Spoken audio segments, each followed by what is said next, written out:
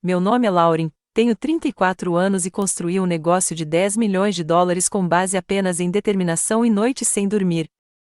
Por 12 anos, dediquei tudo à minha empresa, apenas para ver meu pai entregar tudo para minha irmã durante nossa comemoração de aniversário.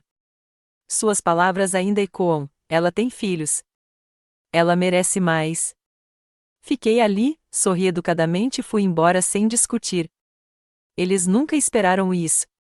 Certamente nunca esperaram o que viria a seguir. Se você está acompanhando esta história, deixe um comentário me contando de onde você está assistindo. Curta e inscreva-se para mais histórias sobre como se manter firme quando a família testa seus limites. Crescendo em um bairro de classe média em Chicago, sempre soube meu lugar na hierarquia familiar.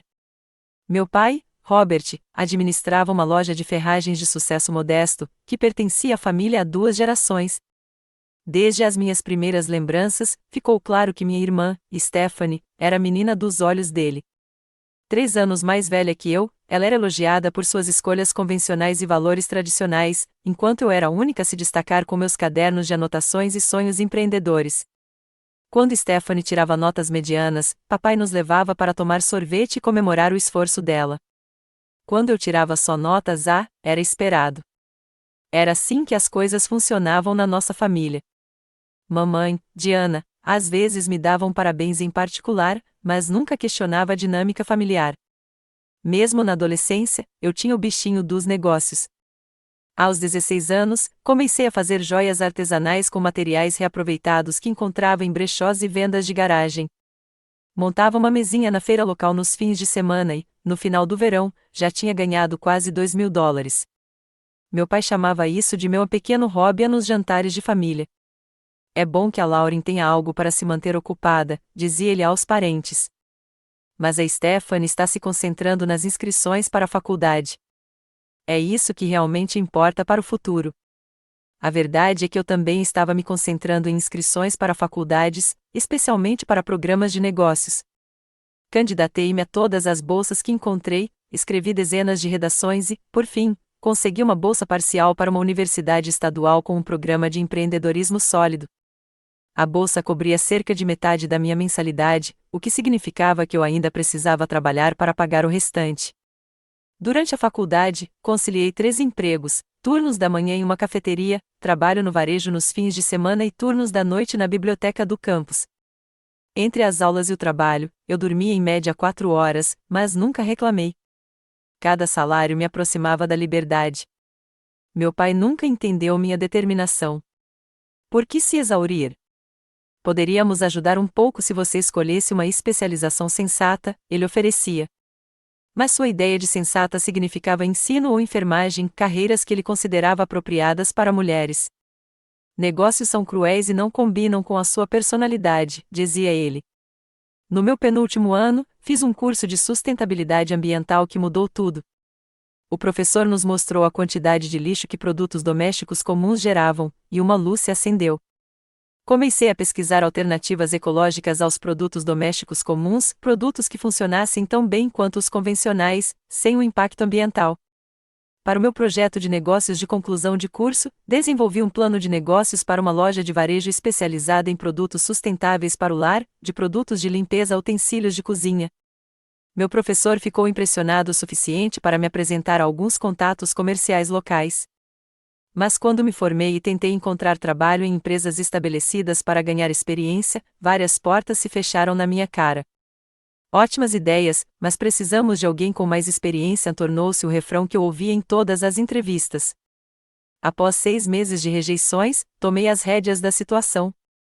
Encontrei um pequeno espaço comercial de 37 metros quadrados em um shopping em dificuldades nos arredores de Chicago. O aluguel era barato porque o shopping estava quase morto, com mais lojas vazias do que ocupadas. O corretor praticamente implorou para que eu aceitasse o espaço. Com o que me restava das economias, cerca de $8.000, assinei um contrato de locação de 1 ano e comecei a comprar estoque de pequenos fabricantes ecologicamente conscientes que estavam dispostos a trabalhar com as minhas minúsculas quantidades de pedidos iniciais.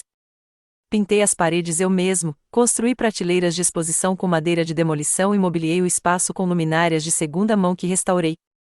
Meu pai veio ver o espaço antes de eu abrir e balançou a cabeça o tempo todo. Este shopping está em declínio, Lauren. Isso é jogar dinheiro fora. Por que não vem trabalhar na loja de ferragens até encontrar um emprego de verdade? Mas eu acreditava na minha visão. Na noite anterior à inauguração, dormi em uma cama dobrável nos fundos da minha loja. Ela se tornaria meu quarto pelos próximos 14 meses, enquanto eu investia cada centavo no negócio. O banheiro no final do corredor do shopping virou meu chuveiro.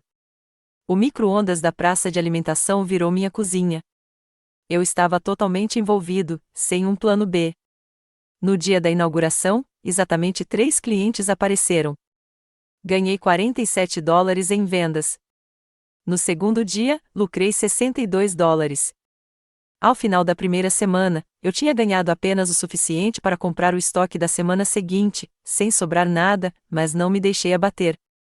Todas as noites, após o fechamento da loja, eu trabalhava no meu site, pesquisava novos produtos e aprimorava meu plano de negócios. Pelo menos a Stephanie está nos dando netos, disse meu pai em um jantar em família ao qual consegui comparecer naquele mês. Stephanie estava grávida do primeiro filho, tendo se casado com o namorado da faculdade logo após a formatura. Ela morava em um bairro nobre, em uma casa que meus pais ajudaram a dar entrada. É um verdadeiro legado. Sorri e passei as batatas. Na minha cabeça, eu estava construindo um tipo diferente de legado, um produto de cada vez. Os primeiros 6 meses foram brutais.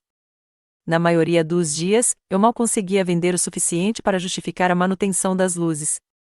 Os fornecedores exigiam pedidos mínimos que eu não podia pagar, e os poucos que trabalhavam com as minhas pequenas quantidades de compra cobravam preços altos, o que reduzia minhas margens de lucro a quase nada.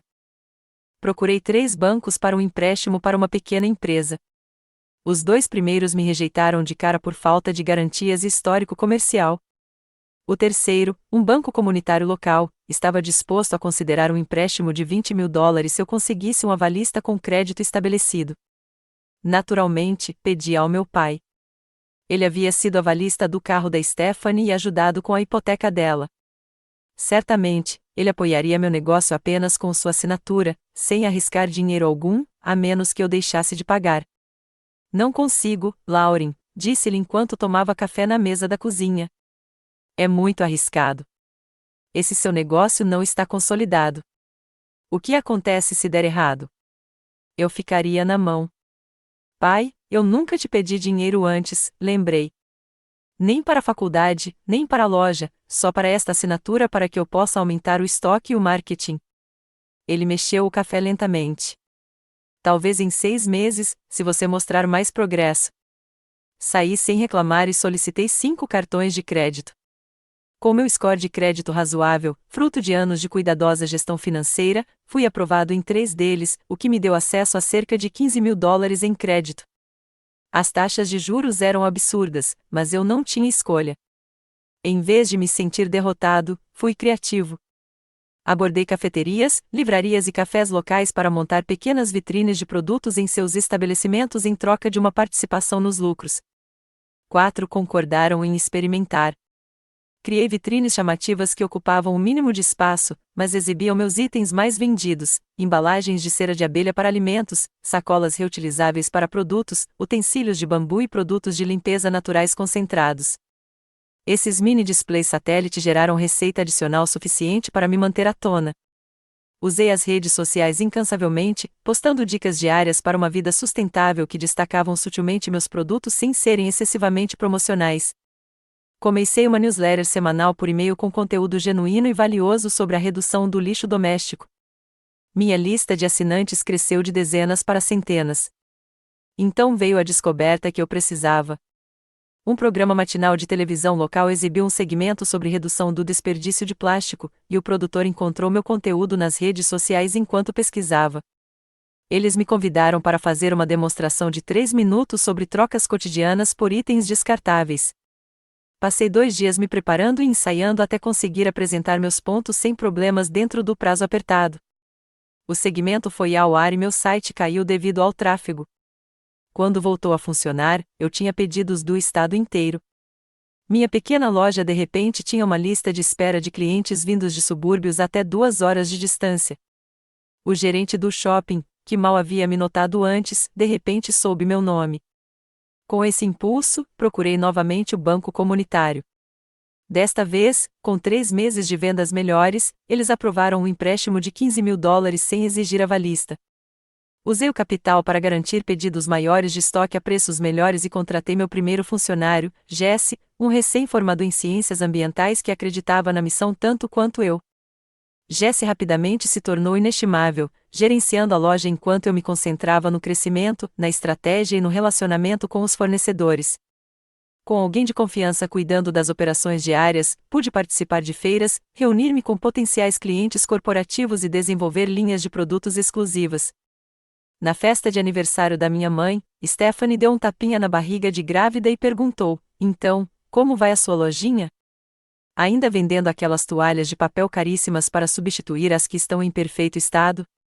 "Está indo bem", eu disse simplesmente, sem mencionar que tínhamos acabado de fechar com nosso primeiro cliente corporativo, um banco regional que estava encomendando conjuntos de presentes personalizados para seus clientes premium. Aquele pedido valia mais do que meus primeiros 6 meses de vendas juntos. Ao final do segundo ano, já tínhamos superado a capacidade do shopping. Encontrei uma loja em um bairro movimentado e com grande circulação de pessoas e assinei um contrato de aluguel de 3 anos. O aluguel era o triplo do que eu pagava, mas nossa receita havia aumentado 6 vezes. O novo local tinha um apartamento em cima, que eu também aluguei, finalmente me mudando dos fundos da loja depois de quase 2 anos morando lá. O negócio continuou a crescer. Lançamos um site expandido com entregas para todo o país. Desenvolvi relacionamentos com artesãos, criando produtos sustentáveis exclusivos para nossa marca. Cada nova linha de produtos atraiu mais atenção e clientes. Quando atingimos US$ 100.000 em receita mensal, levei a equipe, agora com 4 funcionários, para jantar em comemoração.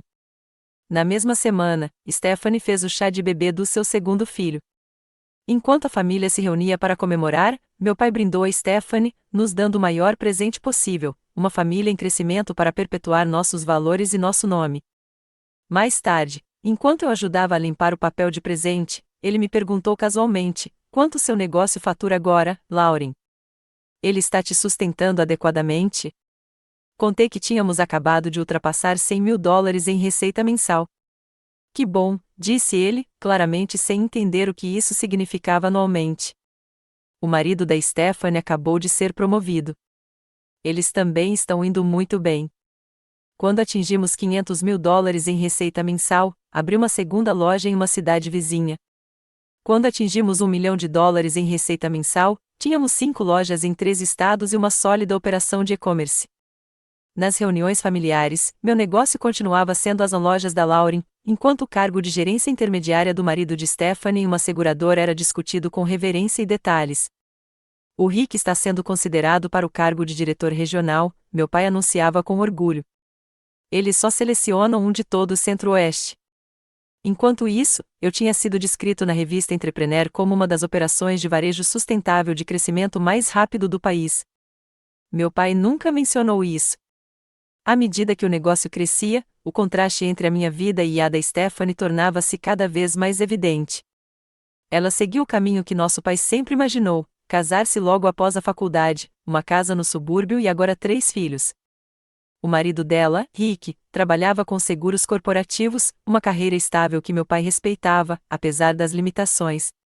O Rick recebeu um aumento de 2% este ano, meu pai anunciava nos jantares de família. Nesta economia, isso é uma grande conquista. Eu acenava educadamente, sem mencionar que meu negócio havia crescido 35% no mesmo período. Todo jantar de domingo se tornou um exercício de moderação. Minha mãe, Diana, fazia perguntas gentis sobre o meu negócio, genuinamente interessada, mas com cuidado para não demonstrar muito entusiasmo na frente do meu pai. "Seus novos produtos estão vendendo bem?" ela perguntava baixinho enquanto lavávamos a louça. "Muito bem", eu respondia. "Não conseguimos manter a nova linha de cozinha de bambu em estoque." Ela apertava meu braço carinhosamente, mas mudava de assunto se meu pai entrasse na cozinha. A dinâmica ficou ainda mais tensa quando Stephanie começou a passar por dificuldades financeiras, apesar da fachada de sucesso. Depois do terceiro filho, eles se mudaram para uma casa maior com uma hipoteca substancial. A promoção de Rick veio acompanhada de mais prestígio do que de aumento salarial, mas eles mantiveram um estilo de vida que sugeria o contrário. Durante uma reunião de fim de ano, ouvi meu pai no escritório falando ao telefone com o banco. Sim, gostaria de transferir $10.000 para a conta da minha filha. Stephanie Miller. Sim. Esta não foi a primeira ligação desse tipo que ouvi. Meus pais vinham subsidiando o estilo de vida de Stephanie há anos, enquanto mantinham publicamente a narrativa de que ela e Rick estavam prosperando por mérito próprio. No dia de ação de graças daquele ano, meu pai me perguntou sobre estratégias tributárias para empresas enquanto cortava o peru. Seu contador deve ter boas abordagens para minimizar a carga tributária, disse-lhe casualmente. Tenho pensado na estrutura da loja de ferragens. Compartilhei algumas informações básicas sobre categorias de despesas comerciais e tabelas de depreciação. Ele assentiu pensativamente, arquivando as informações claramente. Sabe, continuou ele, se você quiser conselhos sobre expansão, eu administro a loja de ferragens há 30 anos. Há coisas que se aprende com a experiência que não se aprende na faculdade de administração. Sorri e agradeci, sem mencionar que meu negócio já gerava 7 vezes a receita anual da loja de ferragens dele. Eu já havia parado de buscar sua aprovação e reconhecimento há muito tempo, mas ainda me doía quando ele se posicionava como o especialista em negócios à mesa. Mais tarde naquela noite, ouvi-o conversando com meu tio na sala de estar. A Lauren se saiu bem com suas lojas ecológicas. Deu sorte com aquele comercial de TV logo no começo. A Stephanie teria tido o mesmo sucesso se tivesse tido uma chance semelhante, mas ela escolheu a família em primeiro lugar. É isso que realmente importa a longo prazo. Eu me afastei antes que me notassem, com um vazio familiar no peito. Não importa o que eu conquistasse, nunca seria devido ao meu trabalho duro ou à minha inteligência aos olhos do meu pai. Seria sempre sorte, coincidência ou momento oportuno. O aspecto mais doloroso foi que Stephanie começou a adotar a atitude desdenhosa do meu pai. Quando me ofereci para ajudá-la a criar um fundo para a faculdade dos filhos, ela recusou com um sorriso condescendente. Nem todo mundo mede o sucesso em dinheiro, Lauren. Alguns de nós nos concentramos no que é realmente importante. A implicação era clara: meu sucesso nos negócios era, de alguma forma, uma conquista menor do que a escolha dela de ter filhos, como se as duas fossem opções mutuamente exclusivas. O que nenhum deles sabia era que eu havia tentado ter as duas coisas. 3 anos antes, eu estava em um relacionamento sério com Alex, um consultor de gestão que conheci em uma conferência de negócios. Por 2 anos, construímos uma vida juntos, planejando casamento e filhos. Mas, à medida que meu negócio crescia, Alex se sentia cada vez mais incomodado com meu sucesso. Quando aparecia em uma publicação regional de negócios, ele brincou sobre ser o Sr. Lauren na sessão de fotos. Quando fui convidado para palestrar em conferências, ele questionou se essas viagens seriam compatíveis com ter uma família algum dia. O relacionamento terminou quando consegui um grande investimento que financiaria nossa expansão para 10 locais. Em vez de comemorar comigo, Alex sugeriu que eu considerasse vender o negócio antes de começar uma família para poder me concentrar no que é importante. Reconheci as palavras do meu pai vindas da boca do meu parceiro e soube que não tínhamos futuro juntos. Nunca compartilhei essa história com a minha família. Na narrativa deles, eu era solteira por escolha própria, casada com o meu negócio, e não estava disposta a priorizar a família. A verdade, que eu queria as duas coisas, mas me recusava a me diminuir para tê-las, era complexa demais para a visão de mundo deles. O Natal daquele ano levou as coisas a um ponto crítico. Enquanto trocávamos presentes, meu pai deu a Stephanie e sua família uma viagem com tudo pago para Disney World. Por toda a alegria que vocês nos trazem com os netos, explicou ele, enquanto Stephanie chorava de gratidão. Meu presente foi um livro de negócios, publicado 3 anos antes, que eu já tinha lido, com estratégias ultrapassadas antes mesmo de serem impressas. Achei que isso poderia ajudar com suas lojas, disse-lhe casualmente. Naquela noite, tomei a decisão de criar mais distância. Reduzi os jantares de domingo para uma vez por mês e dispensei a maioria das reuniões familiares, alegando compromissos de trabalho. Com o espaço criado, concentrei-me em levar a empresa para o próximo nível. Nos 2 anos seguintes, o negócio expandiu-se drasticamente. Crescemos para 12 lojas de varejo em 3 estados, desenvolvemos nossas próprias linhas de produtos, fabricadas de acordo com nossas especificações, e construímos relacionamentos com grandes redes hoteleiras que queriam demonstrar seus compromissos ambientais exibindo nossos produtos em seus quartos. Uma revista de negócios nacional publicou uma matéria especial sobre a empresa, destacando nosso crescimento de um único quiosque de shopping para uma operação multi-estado com mais de 100 funcionários. A sessão de fotos aconteceu em nossa loja principal, comigo cercado pela equipe que ajudou a construir o negócio. Jesse, agora nosso diretor de operações, estava orgulhosamente ao meu lado, tendo estado comigo quase desde o início. O artigo mencionava que a empresa era avaliada em aproximadamente 10 milhões de dólares, com base em múltiplos de receita de operações de varejo semelhantes. Quando a revista chegou às bancas, enviei um exemplar para a casa dos meus pais sem bilhete. Minha mãe ligou no dia seguinte. Eu vi a revista, querida. Estamos muito orgulhosos de você. Sua voz baixou para um sussurro. Seu pai também viu. Ele ficou impressionado, mesmo que não o dissesse diretamente. Aquele pequeno reconhecimento significou mais do que deveria. Mesmo depois de todo esse tempo, o sucesso veio com custos pessoais significativos. Depois do Alex, tive encontros ocasionais, mas os relacionamentos sempre ficaram em segundo plano diante das demandas do negócio em crescimento. Quando conheci Christopher, um arquiteto gentil que projetava prédios ecologicamente corretos, pensei que poderia ter encontrado alguém que entendesse minha paixão e motivação. Durante 6 meses, as coisas correram maravilhosamente bem. Christopher respeitava meu trabalho e apoiava minhas ambições. Então, surgiu a oportunidade de expansão para a Costa Leste, exigindo semanas de viagem para estabelecer as operações. O relacionamento não resistiu à separação e às prioridades conflitantes. Preciso de alguém que esteja presente, explicou Christopher gentilmente durante nossa última conversa.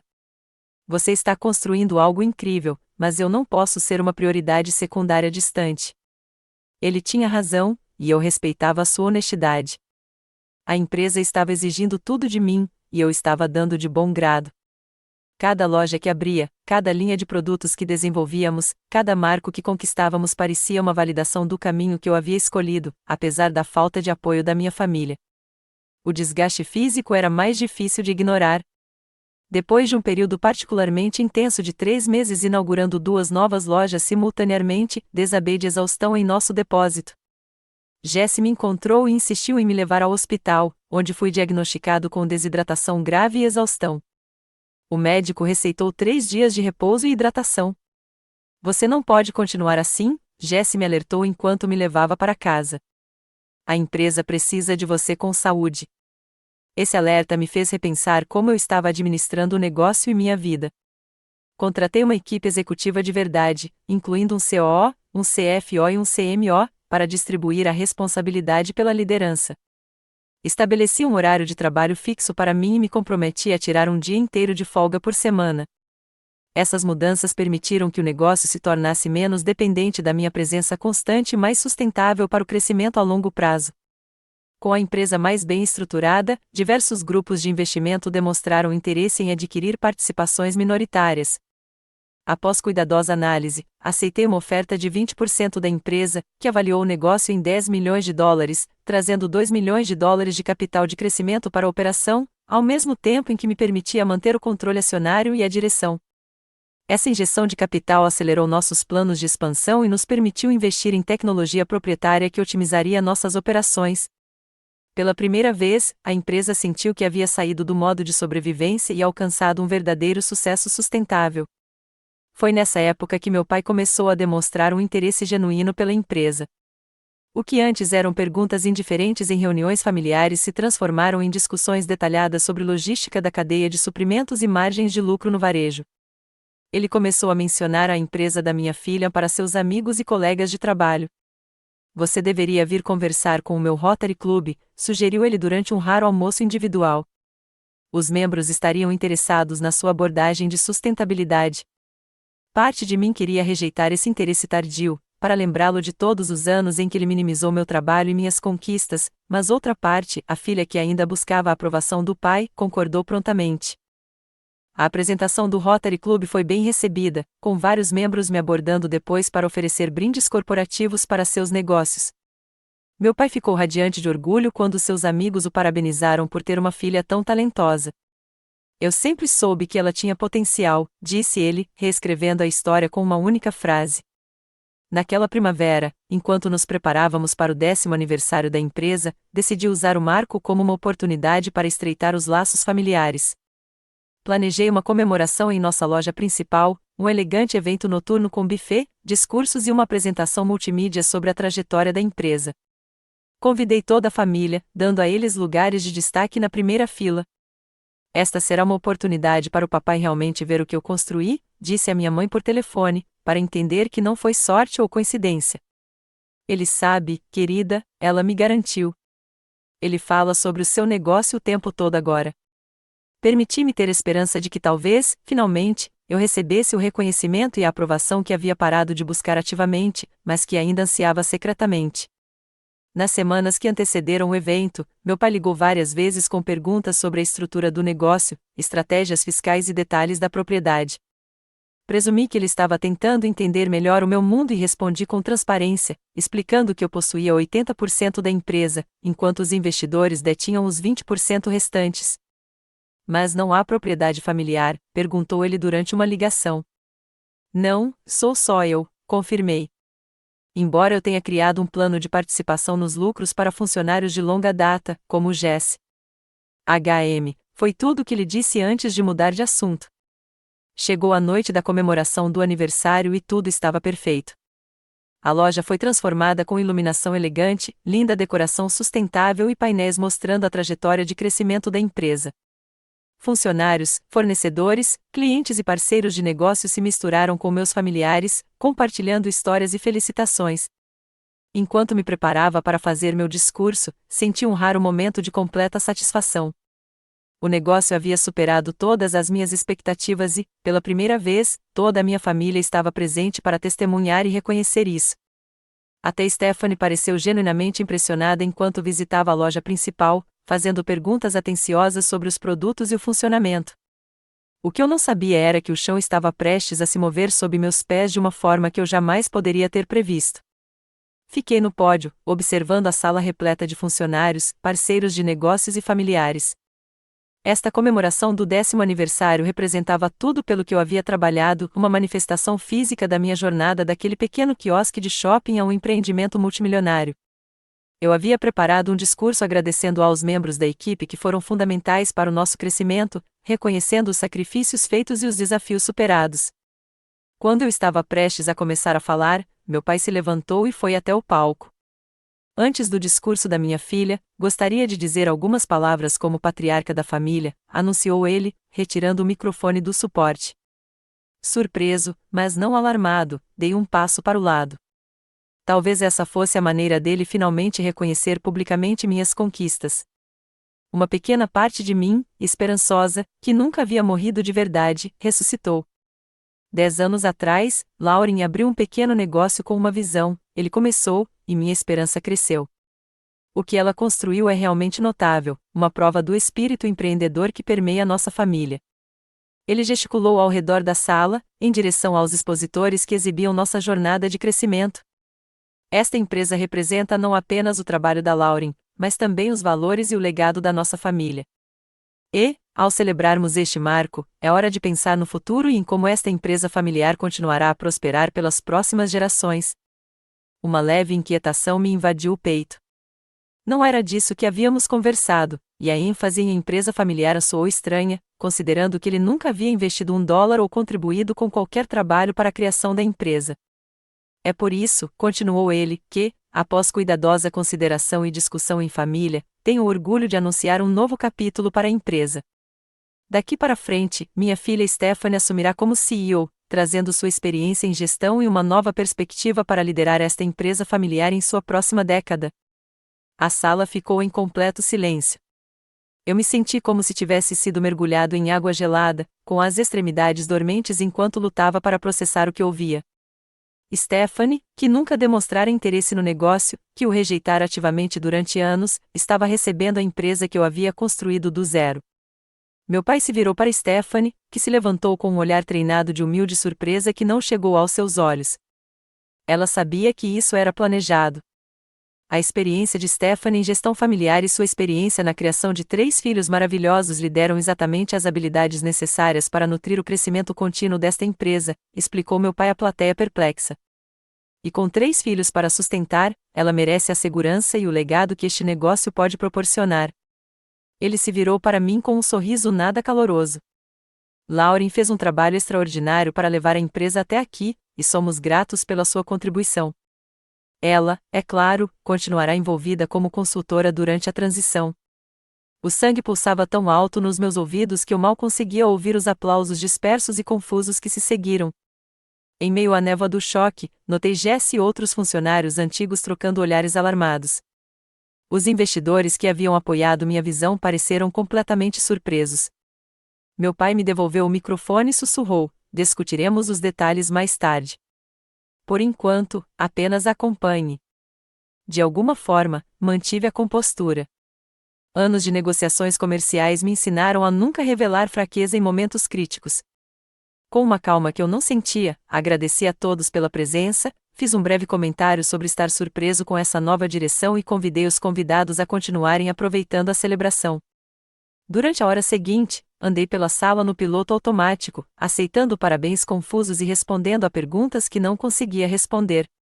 Finalmente, meu pai gesticulou em direção à sala dos fundos, onde Stephanie e minha mãe já estavam esperando. Assim que a porta se fechou atrás de nós, recuperei a voz. O que exatamente está acontecendo aqui? Meu pai sentou-se atrás da minha mesa como se fosse a dele. É bem simples, Lauren. Stephanie precisa desta empresa mais do que você. Ela tem 3 filhos para sustentar, e a posição do Rick não é tão segura quanto eles deixam transparecer. Não tão segura, repeti, incrédula. Então você está dando a ela a minha empresa porque o marido dela pode perder o emprego? Ele já perdeu, interrompeu Stephanie, tendo a decência de parecer um pouco envergonhada. Há 3 meses. Vivemos com as economias e com a ajuda da mamãe e do papai. Virei-me para minha mãe, que não me olhava nos olhos. Você sabia disso? Seu pai achou que era o melhor, disse ela suavemente. Melhor para quem? Perguntei. Esta é a minha empresa. Eu a construí. Sou o dono de 80% dela. Você não pode simplesmente anunciar um novo CEO sem a aprovação do conselho, que exige o meu voto. Meu pai deu um sorriso fraco. Na verdade, podemos. Você se lembra de quando estava expandindo para a 3ª unidade e precisou se reestruturar para fins fiscais? A papelada que você assinou me deu direitos de acionista minoritário com privilégios especiais de voto. A lembrança me atingiu como um golpe físico. 5 anos antes, quando estávamos crescendo rapidamente, meu pai havia sugerido uma estrutura corporativa específica que protegeria os interesses da família e reduziria a carga tributária. Os documentos foram preparados por seu advogado, e eu os assinei durante um período agitado de expansão, confiando que meu próprio pai não os usaria contra mim.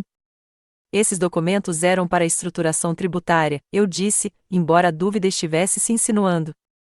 Eles incluíam direitos especiais de voto que são ativados sob certas condições, explicou ele. Condições que foram atendidas quando você recebeu investimento externo no ano passado. Minha participação de 15% implica em participação majoritária nas decisões de liderança. Olhei para Stephanie, que pelo menos teve a delicadeza de parecer desconfortável. E você concorda com isso, aceitar uma empresa que não sabe nada sobre como administrar? Tenho 3 filhos para cuidar, Lauren, respondeu ela, como se isso explicasse tudo. Papai vai me ajudar a aprender o negócio. E você pode ficar para facilitar a transição. Ela tem filhos, repetiu meu pai, com um tom que deixava claro que isso justificava tudo em sua mente. Ela merece mais. Ela precisa de segurança. Naquele momento, com perfeita clareza, entendi que nada do que eu havia conquistado importaria para ele. Nenhum sucesso jamais seria suficiente para conquistar a aprovação que eu havia buscado por tanto tempo. Eu não estava sendo julgada por meus méritos ou contribuições, mas simplesmente por não cumprir o único papel que ele realmente valorizava para uma filha, ser mãe. Entendo, disse baixinho, uma estranha calma me invadindo. Olhei para cada um deles, aqueles familiares que me viram construir algo do nada, que ignoraram e minimizaram meu trabalho a todo momento e que agora se sentiam no direito de reivindicar os frutos do meu trabalho. Levantei-me da cadeira de visitas no que, por pelo menos mais alguns minutos, ainda seria meu escritório. Desejo-lhe tudo de bom na empresa. Você receberá minha carta de demissão amanhã de manhã. Agora, Lauren, não se precipite, começou meu pai, aparentemente surpreso com minha falta de resistência. Ainda precisamos do seu conhecimento e contatos para uma transição tranquila. Sorri um sorriso genuíno, nascido de uma libertação repentina. Você vai precisar de mim, sim, mas não da maneira que pensa.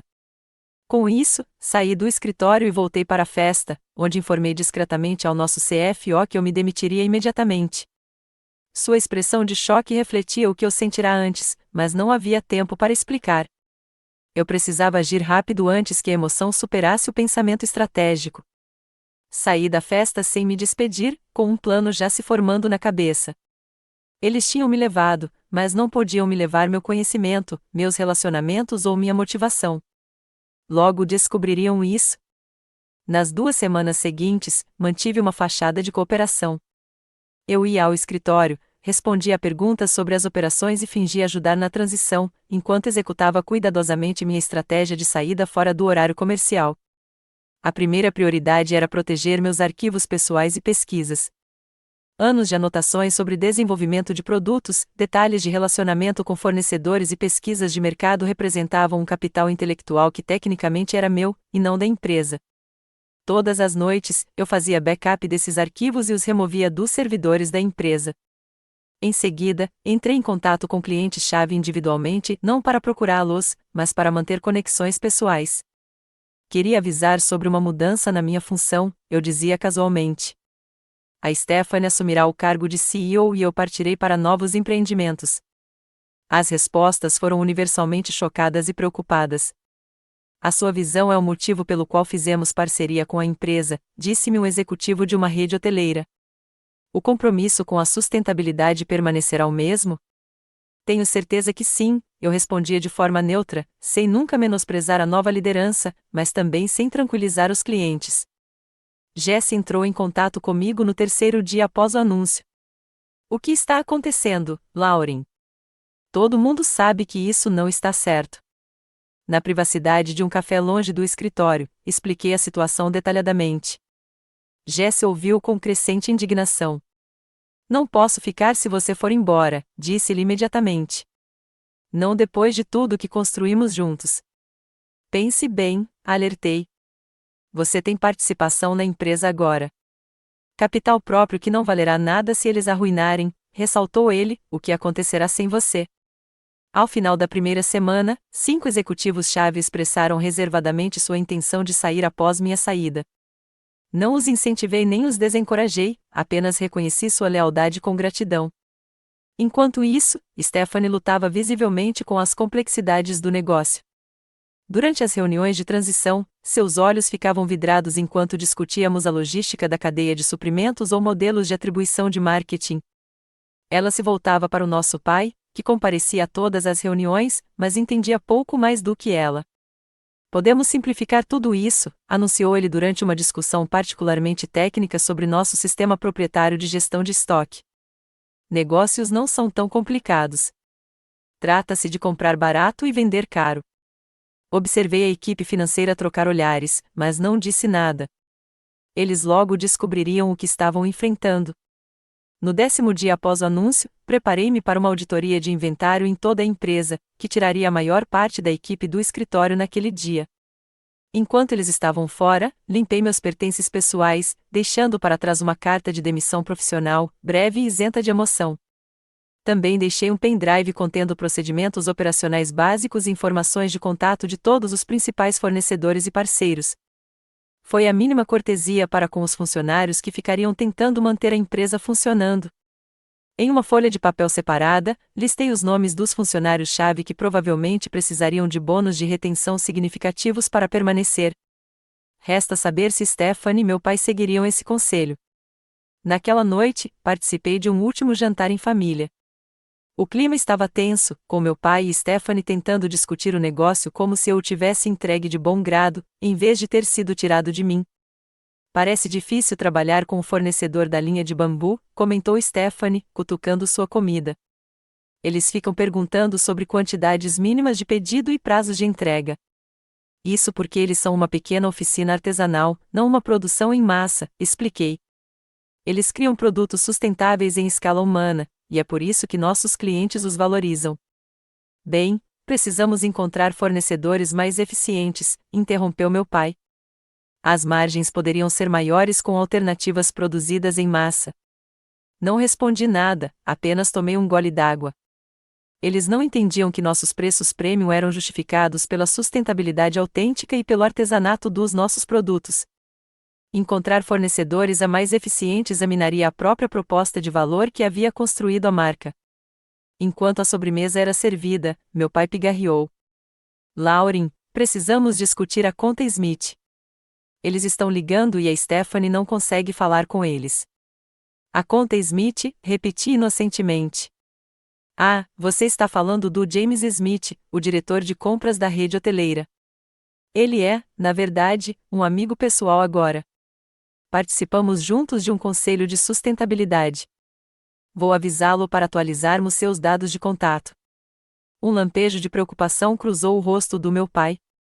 Você vai garantir que ele saiba que Stephanie é o contato certo agora, certo? Sorri educadamente. Claro. À medida que a noite caía, Stephanie me seguiu até a porta. Por um momento, pensei ter detectado arrependimento genuíno em sua expressão. Lauren, espero que você saiba que isso não foi ideia minha inicialmente, disse ela baixinho. Papai me abordou quando Rick perdeu o emprego, mas a escola particular das crianças e a hipoteca, estávamos nos afogando. Eu entendo o desespero, respondi. O que eu não entendo é pegar algo que outra pessoa construiu em vez de construir o seu próprio caminho. Nem todo mundo é como você, disse ela, na defensiva. Nem todo mundo consegue criar algo do nada. Você nunca tentou, apontei simplesmente. E agora você nunca vai saber se conseguiria. Com isso, abracei minha mãe e me despedi, acenei para meu pai e caminhei até o carro. Quando eu estava prestes a ir embora, meu pai se aproximou da minha janela. Você ainda vai nos consultar, certo? Perguntou ele, com um tom de incerteza incomum na voz. Os investidores estão fazendo perguntas que não consigo responder. Olhei para ele por um longo momento.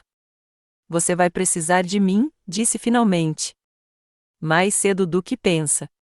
Quando precisar, ligue, mas entenda que minha ajuda virá com condições da próxima vez. Os primeiros sinais da crise da empresa surgiram poucos dias após minha saída. Jesse e outros 3 executivos pediram demissão simultaneamente, criando um vácuo de liderança difícil de preencher. Fornecedores importantes, ao saberem da mudança repentina de gestão por meio de canais do setor, começaram a exigir pagamento antecipado para pedidos que antes eram atendidos a crédito. A maior parceira da rede hoteleira suspendeu seus planos de expansão com a empresa, alegando incerteza quanto ao compromisso contínuo com os padrões de sustentabilidade. 2 lojas de varejo relataram quedas significativas nas vendas, já que a rotatividade de funcionários levou a experiências inconsistentes para os clientes. 3 semanas depois de partir, recebi a primeira mensagem de voz desesperada do meu pai. O sistema de inventário está dando mensagens de erro e ninguém sabe como consertar. Me liguem com urgência. Não retornei a ligação. Em vez disso, embarquei em um voo para a Tailândia, a primeira parada de um período sabático de 3 meses que eu havia planejado para clarear a mente e pensar nos próximos passos. De cafés de praia e refúgios nas montanhas, observei de longe as avaliações negativas da empresa nas redes sociais. Não é a mesma qualidade de antes, escreveu um cliente. A equipe parecia confusa com os detalhes do produto, observou o outro. Quando voltei aos Estados Unidos, eu já havia alcançado a distância e a perspectiva necessárias. A raiva havia desaparecido, substituída por uma determinação lúcida de construir algo novo, algo ainda melhor do que o que eu havia criado antes.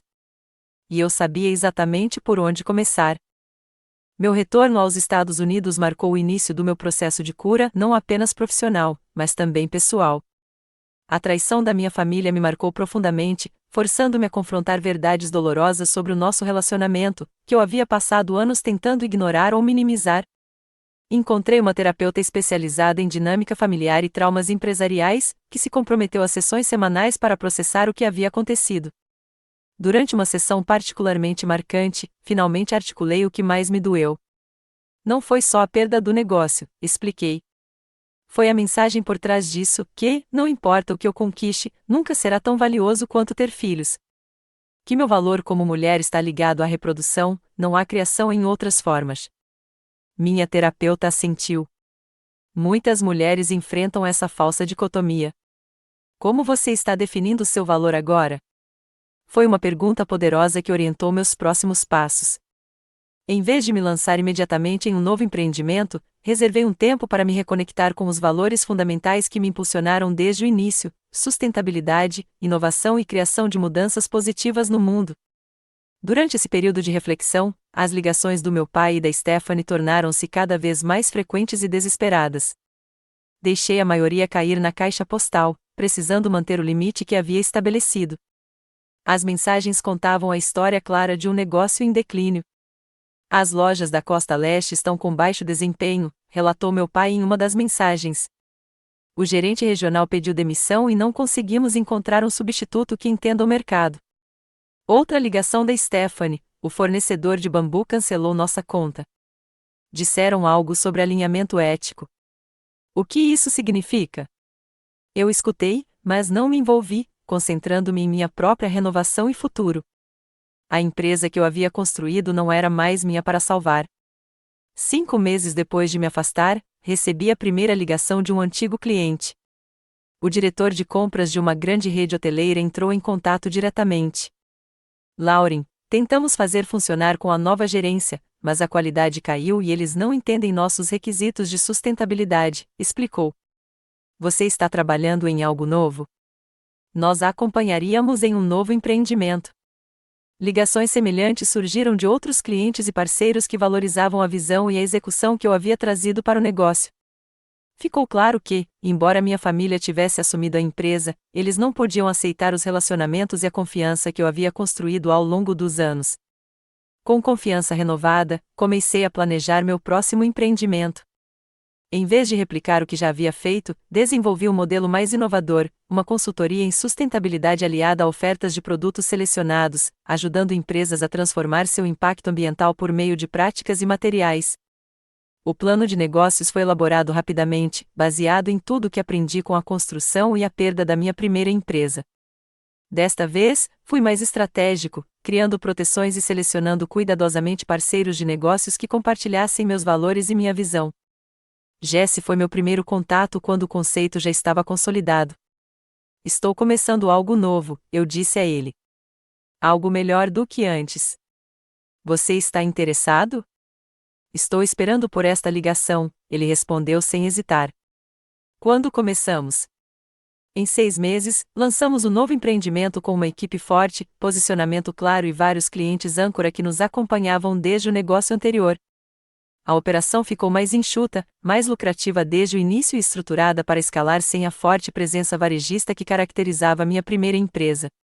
O contraste entre abrir o primeiro negócio e o segundo foi impressionante. Onde antes eu lutava para conquistar cada pequeno cliente e venda, agora as conexões e a reputação no setor abriram portas imediatamente. O negócio se tornou lucrativo no 3º mês e, no 6º mês, tínhamos uma lista de espera de clientes em potencial. Enquanto isso, notícias sobre minha antiga empresa continuavam a me chegar pelos canais do setor. 2 lojas de varejo haviam fechado. O site frequentemente mostrava produtos como fora de estoque. Reclamações de clientes nas redes sociais não eram respondidas. O que antes era um negócio próspero de 10 milhões de dólares estava visivelmente em declínio. 9 meses após a minha partida, o inevitável aconteceu. Meu pai ligou numa manhã de domingo, com a voz sem a confiança de sempre. Lauren, precisamos conversar, disse-lhe sem rodeios. Os negócios não estão indo bem. Estou ciente, respondi, neutro. Os investidores estão ameaçando entrar com uma ação judicial por má gestão, continuou ele. Os números não são bons. Parece desafiador, eu disse. Seguiu-se uma longa pausa. Precisamos da sua ajuda, Lauren. Da sua expertise. A empresa precisa de você. Eu havia antecipado esse momento, preparado-me emocional e estrategicamente. Estou disposto a ajudar, disse cuidadosamente, mas apenas nos meus termos. Que termos? Perguntou ele, com um tom de desespero evidente. Vou me encontrar com você e Stephanie amanhã no meu escritório para discutir isso, respondi, informando o endereço da nova sede da minha empresa. Quando chegaram no dia seguinte, o contraste entre nossas situações atuais ficou imediatamente evidente. Meu pai parecia cansado, com novas rugas marcando seu rosto. Stephanie parecia derrotada, a confiança que demonstrara ao assumir minha empresa havia evaporado completamente. Meu novo espaço de escritório era moderno, vibrante e claramente bem-sucedido, com uma equipe de profissionais engajados, visível através das paredes de vidro e prêmios de sustentabilidade já espalhados pela recepção. Observei-os absorver tudo, com a compreensão transparecendo em suas expressões. Na minha sala de conferências, expus a situação conforme eu a entendia, com base em informações do setor e nas próprias admissões. A empresa havia perdido aproximadamente 40% de seu valor em 9 meses. Funcionários-chave haviam saído. O relacionamento com os fornecedores havia se deteriorado.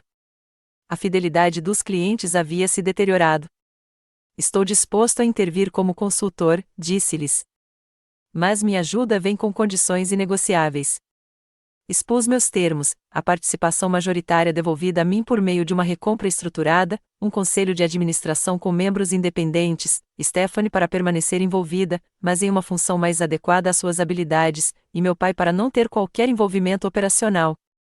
Você quer retomar a empresa, disse meu pai, com a raiva transparecendo brevemente em seu rosto. Não, corrigi. Estou me oferecendo para salvar o que sobrou dela. Há uma diferença significativa.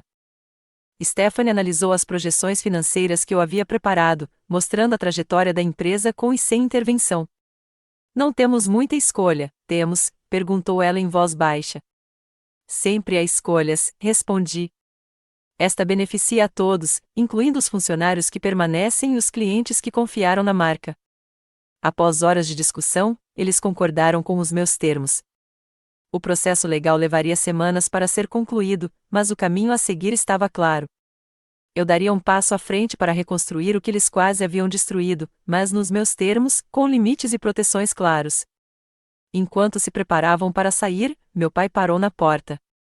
Eu subestimei você, disse ele, não exatamente um pedido de desculpas, mas o mais próximo que conseguiu. Eu não entendia o que você tinha construído até começarmos a perdê-lo. Assenti, aceitando esse reconhecimento limitado. As coisas mais valiosas muitas vezes não são reconhecidas até que se vão. Nos meses seguintes, dividi meu tempo entre meu novo empreendimento, que continuou a prosperar, e a reabilitação da minha primeira empresa. Foi um trabalho desafiador, mas gratificante, restaurando relacionamentos com fornecedores, reconstruindo a cultura da equipe e restabelecendo a qualidade e os valores que tornaram a marca um sucesso. Stephanie encontrou um cargo que se adequava melhor às suas habilidades em extensão comunitária e relacionamento com clientes, onde suas habilidades interpessoais poderiam se destacar sem o peso das decisões operacionais que ela não estava preparada para tomar. Para seu crédito, ela encarou essa transição com humildade e um desejo genuíno de aprender. Meu pai manteve distância das operações comerciais, conforme combinado, embora eu ocasionalmente o visse analisando os relatórios financeiros em melhora com uma mistura complexa de emoções no rosto, orgulho, arrependimento e talvez um respeito crescente que já era esperado há muito tempo. A experiência me ensinou lições que eu jamais teria aprendido de outra forma.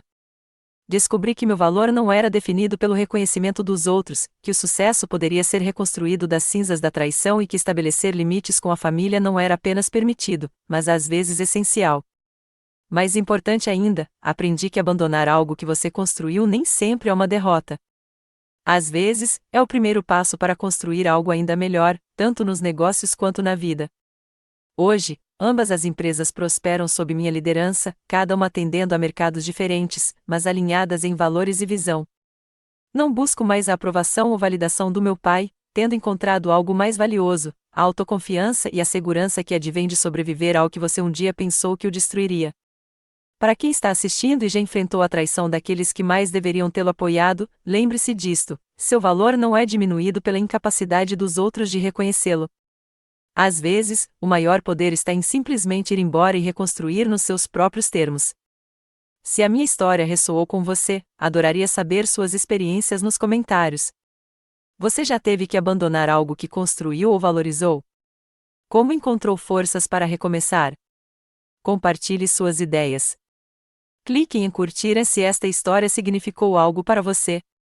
Inscreva-se para mais histórias sobre resiliência e reinvenção e compartilhe com alguém que precise saber que, às vezes, desistir é o começo, não o fim, da sua história de sucesso. Obrigado por ouvir, e lembre-se, seu valor não é determinado por aqueles que não conseguem vê-lo.